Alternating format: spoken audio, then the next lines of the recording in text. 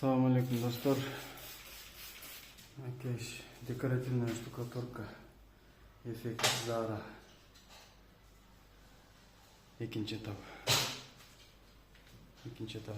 Биринчи шпатель менен тартып отуруп, экинчи этабында ушундай круговой движение менен губка менен разглаживать этебиз.